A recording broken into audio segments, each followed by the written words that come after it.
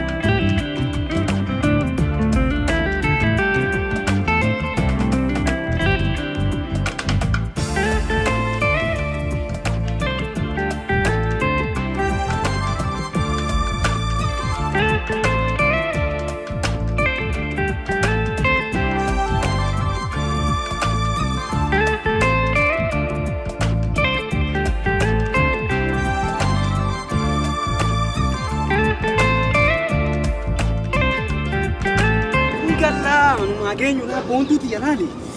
Sanaa fataa sabiraasii ishii goona la. Maal seete? Maal jettee? Fataa goonaa siin jedhee.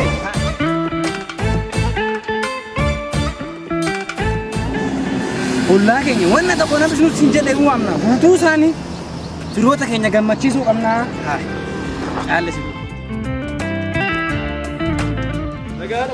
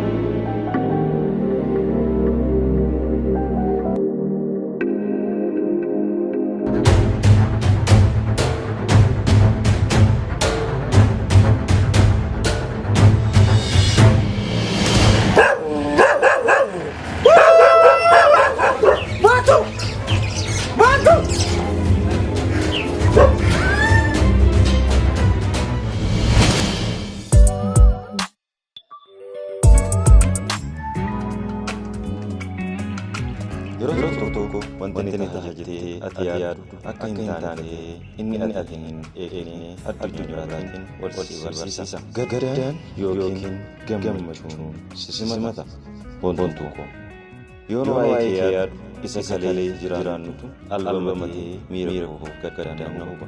Guyyaa tokko si gaddeemtee barbaadu guyyaan sun kanaan ni jijjiirama malee tasuma eeges ta'ee yaadeen beeku.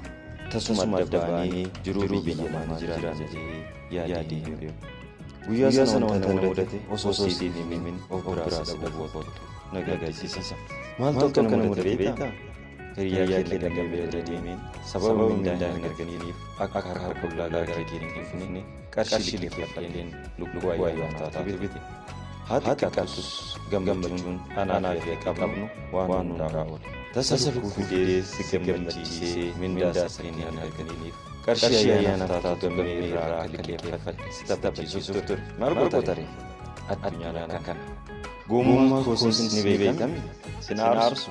Kabajaan nama qabus immoo ni beekame. Maal qabu osoo kabajni sun danda'ee si qofa gammachiisee jiraadhe. Maal qabu osoo amanuu baadhee miila ishee lamaan olii hidhate. Kan si ajaa'ibu anaa akka hin taanetti osoo lubbuu jala fiiguu kufee taa'aangoo madaawe. Bishaan ati gaafas fuula kootii facaafsuun yaadannoo irra darbee akka yeroon kun keessatti si ilaalu joogiin bishaanii sun kophaa isaa natti hafe. Bishaan ati fuula kootii guyyaa sana facaafte jinnii meeqarraa kaasee beektaa margoota ga'a yeroo inni tajaajilaatiin ni mudatu. Osoo jireenya bitaataa mirgaan cilaan ceelee jiru walitti suusuuf callee citaatii kichuu biraas hidhate. Jaalladha.